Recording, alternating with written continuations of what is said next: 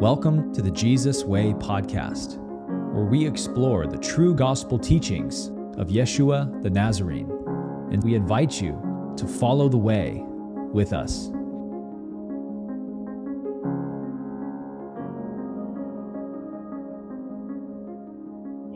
But we can nerd out a little bit later in the podcast after we get through the sort of meat and bones of today's discussion, which is just about deconstructing from Christian fundamentalism.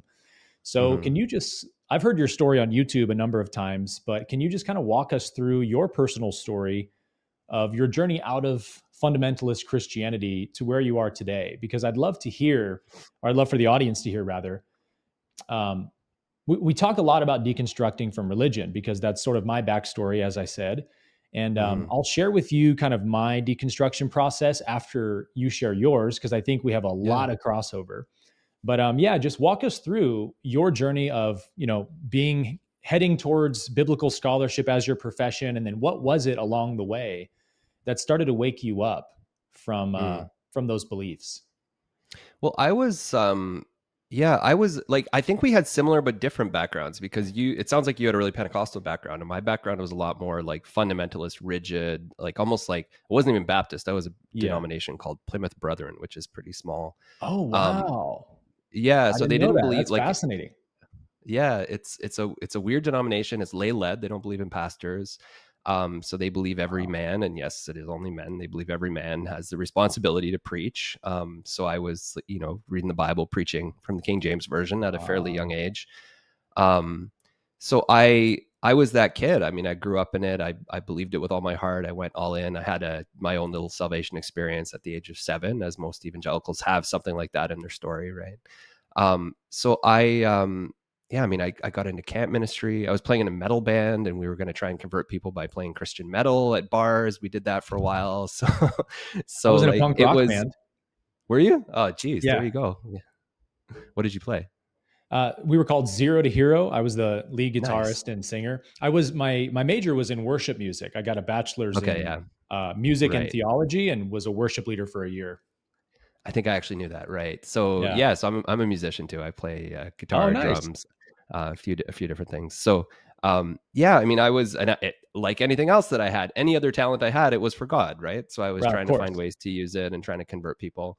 So that was the story of my life. I mean, I was playing in a metal band and attending this Baptist church, and they came to me, I think I was 19, and they came to me and they said, "We think that you are being called by God to be our youth pastor." And so by this point, I'm in a church that did have pastors.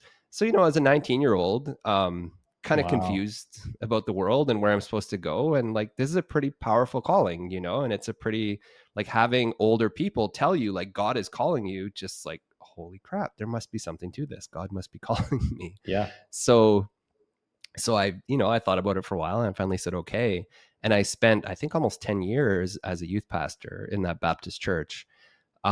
Wow. So that wasn't, I was like sold out. I was converting kids, which we could talk about, but I don't love that I did that. But like, that was the world I was in, right? As you try to convert children to this and try to like get more notches on that spiritual belt. So I was very much like into fundamentalism. And I was even one of those kind of annoying people. I'd start to get into apologetics and argue with people, and I was just convinced my world was right. And I didn't have much. I think about this a lot more now. I didn't think about it at the time. I wish I had, but I didn't realize the extent to which, like, as a male, even as a white male, but especially just as a male in this world, as a heterosexual male, like, it was easy for me to find my calling in a community that literally existed, and I benefited a lot from it, and that we didn't always see the people on the margins. But I fought for it. I was a hardcore fundamentalist. And then I decided that I was going to, that maybe God was calling me into like a more formal ministry. And to do more formal ministry, I thought, well, I should have a Master of Divinity, which is the degree for being a pastor, in a lot of churches, in a lot of church context. So there was a seminary in my town that was Anglican, and I was, as I said, Baptist. We didn't have like a fundamentalist seminary in my town, but I thought, well, I'll go. And people encourage me with this too. They're still like, it's just a piece of paper. Your MDiv is just like, you're already doing God's work. You already know what you need to know. Like, just a formality, right? Exactly. Like, I know everything I'm ever going to need to know about this. It's just a formality. So, it's awful now that I thought about that, to look at education as just like I just need the paper, but I have nothing to learn kind of thing, right? Yeah. Like, pretty indicative of how a young fundamentalist approaches the world. Like, I already know the truth. I just need the paper. Oh, so true, bro. Yeah. So anyway, so I went and started studying, and I think that's where the cracks started to really form. There was the only thing really like at youth group that had happened. I will say, like, I had gay kids in my youth group, and there was one little like problem there in my armor, because it was pretty clear to me that some of these kids from a young age were gay, and like they weren't choosing it, they weren't, like Yep. so that already like complicated the way that I was. But that was like almost the only thing. Like otherwise, I had a pretty nice little bubble that I was living in. But yeah, I mean, seminary just exploded it. Like it really. Coming to the Bible, seeing, I mean, I think one of the most popular videos I've ever done was one of the first ones I did, and it was just about contradictions in the Bible. And today I don't care about contradictions in the Bible. It doesn't matter to me in the least. But at the time, coming to it as like the Bible has no contradictions. I know that. I'm ready to fight against anybody who thinks there are. I can argue them all. And just coming to the point, it was actually the Judas contradiction. I was just like, how did Judas Iscariot die? Two very different stories between. You do such a great job, by the way, of breaking that one down. Can you give us like a quick synopsis for the audience? Yeah, well, so you basically get two stories. One is in Matthew, one is in Acts. The Acts one is very short, but there's still enough details that when you compare the two, it's like these don't actually line up. So in one, Judas basically feels remorse, goes and gives the money back, and then goes out and hangs himself. And in the other one, in Acts, Judas goes and buys a field with the money. You don't get any sense that he, showed remorse. And you get this story about him like falling somehow in the field and dying. So on my channel, I did a video where I kind of pulled apart like some of the traditions around this and what I think is happening. But I mean, either way you look at it, even just reading the biblical text, like there is a contradiction there. And it's not even just how did Judas die? It's like, did he feel remorse? Did he give the money back? Did he buy the field with the money? Who bought the field? So exactly. Yeah.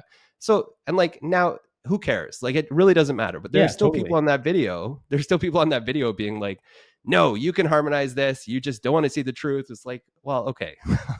I can't convince you if you're not willing to see the truth. But it was a really critical moment. I think I mentioned too on my channel that learning like documentary hypothesis and reading Genesis in Hebrew and like starting to see that there were different sources behind the Hebrew Bible was really important. And that was really obvious to me. Once I saw it, I was like, oh yeah, like Genesis 1 and 2 are obviously two different stories, right? Documentary hypothesis.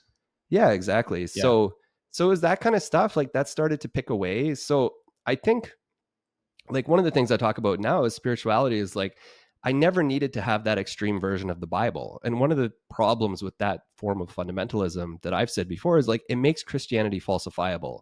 Because if you're going to have to believe the Bible is inerrant to be a Christian, as soon as the Bible's not inerrant, you can't be a Christian anymore. And like, that's dumb. Right. I wish I didn't have that, but I did have that. So that's where the cracks in the armor really started. I got really kind of defensive and a lot more. I think for a while I just got angrier and I just fought harder. And it was like, I'm not going to see this, I still remember, I've actually never told this story, but I still remember the exact moment I knew I didn't want to be an evangelical anymore. And it was actually like very poetically on the shores of the Sea of Galilee because I was no way. It was like almost like epic, man. Almost a spiritual experience. Yeah. So many things. I was there I went on an archaeological dig in the city of Tiberias, which is on the Sea of Galilee. So I was there like digging. That's fun. But we had this day off from the dig and I just went down to the beach. So I was like sitting on the beach in Tiberias. And, there's Israelis all around me, like swimming, doing their thing in the beach. And then there was this little family that came down and they were Muslims. And basically all of the Israelis just like picked up and left. And it was just me on the beach now with this little family and this little Muslim boy who was like, 4 or 5 splashing in the water. They're so happy. And so I was watching this and I'm like, this is really sad that, these groups of people hate each other that much that like they don't want to be near each other. Right. So I was sitting with that.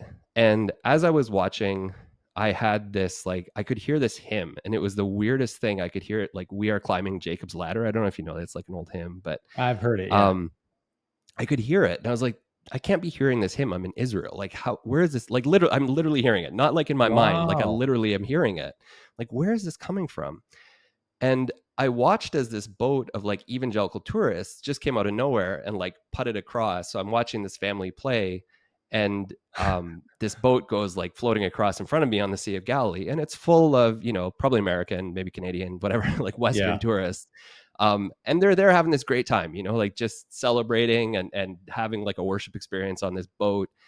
And I don't know what it was about that moment, but I was just like, I don't want to be those people anymore. Like, I don't want to be those people on the boat who are just so immune to like the reality of like what people are facing here, that I'm just so in my own little self-actualization, my own little bubble, my own little like happy clappy world, that I can't actually see the pain that's right in front of me. So that was like I've never told that story before, but it was just a really weird experience. And I don't like, it might not even be that big of a deal for somebody, but it was just a moment in my mind that I was like, that's not me. I'm not going to be that person on the boat anymore.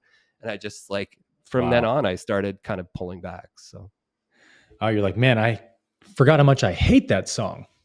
I don't want to be a freaking evangelical anymore. Song. Yeah.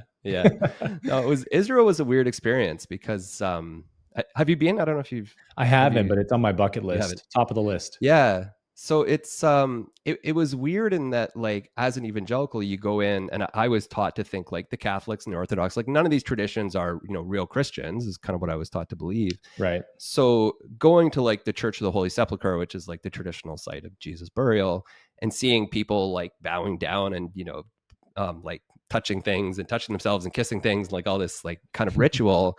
I'm standing there as an evangelical, and I'm just like, yeah, this is such BS. Like, you don't have the real thing. I have the real thing, like you're just full of crap.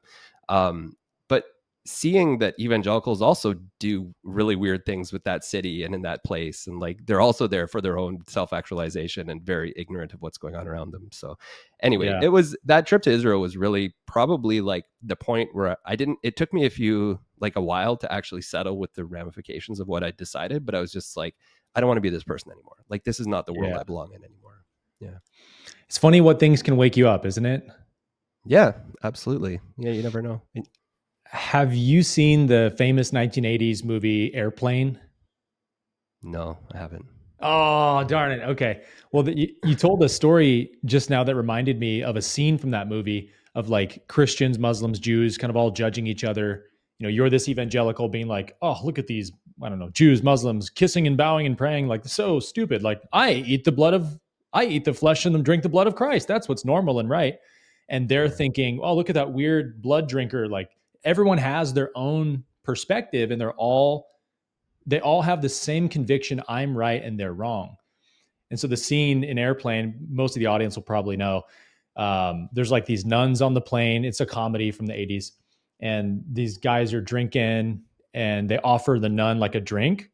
And she's like, oh, like all offended. She's like, no, like I don't drink alcohol. And she turns away and she takes out a little straw and like snorts a line of Coke. It's like, oh, okay, so Coke is her thing, but not alcohol, right? Oh, that's it's like, funny. that's kind of what it is, isn't it? Like, oh, you're such a heretic. And then like you go do something that they think is incredibly heretical. This is just the nature of religion. And that's why we have to approach everyone's beliefs with humility and understanding. And I think the worst thing Christianity does to itself is the heresy hunting. And everyone who has even the slightest divergence of belief from pick your denomination are all heretics and going to hell. Yeah. And it's like that old axiom of what you fight, you strengthen, right? If Christianity did what Jesus said they should do, which is, hey, they'll know you're my disciples, aka Christians. They'll know you're Christians by your love for one another. Then Christianity would be a religion that nobody has a problem with. If they could get rid of all the judgment and heresy hunting and stuff and just love people like Jesus taught, then we wouldn't have so many of the issues we have in the world today and the holy wars and whatnot. But when we get back to the original teachings of Yeshua, I think it also makes sense that, those are teachings that there's no way you can weaponize teachings like non-judgment and enemy love and forgiveness. You can't build armies on love your neighbor as yourself. It's not a very good war slogan. So you need heretics, you need in and out, you need good and evil, you need that duality. And I think that the sort of Hellenistic brand of Christianity that developed just suited those purposes. And so what's really struck me lately in my own studies, I started last year taking my MA in religious studies, and I'm taking a class right now called Parables of Jesus.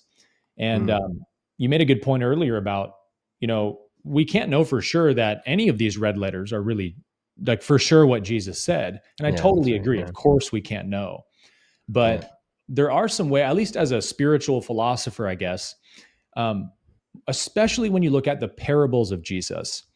Mm-hmm. Yeah, I can see people fabricating his kind of basic soteriology, like judge and you'll be judged, forgive and you'll be forgiven. The measure you give is the measure you'll get back. Many philosophers have taught similar things, but it's the parables that I think really, to me, validate that this was a real person who really was kind of a spiritual genius in a way and had a very unique message, or at least a unique way of delivering the message. And it comes mostly through the parables of Jesus that I think are really difficult, if not impossible, to convince me that some Joe Schmo who wants to invent a religion is going to make up all these incredible parables that are so deep and rich and have so much meaning to them. And when you study them from especially a Jewish context, it makes even more sense about the audience that was listening to Jesus and how they would have understood versus today, 21st century kind of Western mindset. And so that is why I have such a strong conviction, I guess, in the person of Yeshua and Yeshua's teachings, that I really do believe that Yeshua was trying to kind of lay out the way to God that very much was much more Jewish than it was Gentile, obviously. But he was a big fan of the law, right? Like, this is one thing that's always struck me, man, is you could go to any Christian church on Sunday and ask a pastor, how do I attain eternal life? Like, what is it that gets me to heaven? And of course, Jesus's answer in all three synoptics was keep the commandments and list them, and finishes with love your neighbor as yourself. You do this, you do the whole law, it's all done. And you'll just absolutely never, under any circumstances, hear a Christian pastor say what Christ said when he was asked that question. It's true, yeah. Yeah. And it never ceases to amaze me. Yeah. No, that's a great point. I wanted to do a video at some point on like how to get saved in different ways in the New Testament or something, because it's like, it really is like, you look at the letter of James, and I remember like trying to harmonize James, the faith without works is dead. Oh, yeah. So James says one. Like, show me your, like James basically says like, show me your, what does he say? Show me your faith, I'll show you my works. I forget exactly how he says it, but it's a famous thing. And like when I was growing up, people would try to harmonize that and they'd be like, well, that means like, if you have real faith, there will be some works to show for it, Right. Like, actually, no, like James is pissed at Paul. Like, he's pissed at the world where you're telling us like it's faith is enough. And we're trying to, the other one is Revelation. This is a famous one. You probably know about it too, but the letter to the 7 churches in Revelation, where the one letter, it says like, to those who say they are Jews, but are not, and people have tried to read that different ways, but it's like, well, the most obvious way to read that is they say they're Jews and they're not, they're like, they call them, they're not doing circumcision, not doing it, following the Jewish law. So it's interesting to me, or like reading Luke, for example, like I love Luke, like Jesus almost becomes, it's not so much like Jewish, but Jesus is almost like a philosopher type sage in Luke, and Acts as well a little bit. So you get this really, these different pictures of who this person was. And like, as you say, like we've harmonized them into one thing and then control how people can read this book. But yeah, I mean, you start to pull those apart and you see a lot of interesting stuff. So you mentioned the parables. I also just love the sayings of Jesus. There was a minute at some point in my deconstruction when I was like, I think I was just an atheist agnostic. Like I didn't even know if I was ever going to come back. But I remember one day just wanting to know something true, and the words like, ask and it shall be given to you, seek and you shall find, knock and the door will be open to you. Such like thinking about that and being like, it has nothing to do with like the way that I was taught to be saved, but there's such a powerful message there. I think like the sayings of Jesus to me are just so fascinating. And again, like I could put on my skeptical historian hat and say like, how many of these actually go back to the historical Jesus? But like, I think it is legitimate. Like the Bible is a religious text. And I think it is legitimate to read it for religious reasons and not just always as like a, 20th century skeptical biblical scholar. And I found a lot of nourishment from that. So it was actually coming back to those words of Jesus, or even in my case as a fundamentalist, realizing that some of those quote unquote liberal Christians were actually more interested in Jesus than my fundamentalist community was. Like seeing at seminary and seeing like these liberal Christians are actually talking about Jesus and what does Jesus want? And like, Jesus wants us to take care of the poor, and Jesus in like a fundamentalist context, I would be told, well, that's the social gospel. We don't do that. We need to tell people they're going to hell. They need to get saved. That's all that matters. Like, that's what, like, your ticket to heaven, that's what matters. And seeing these liberal Christians and realizing like, geez, they're actually more interested in the teachings of Jesus than I found the community I came from, it's like, so some of those things really start to open your eyes for sure to like who this person actually was and the complexity of what's here.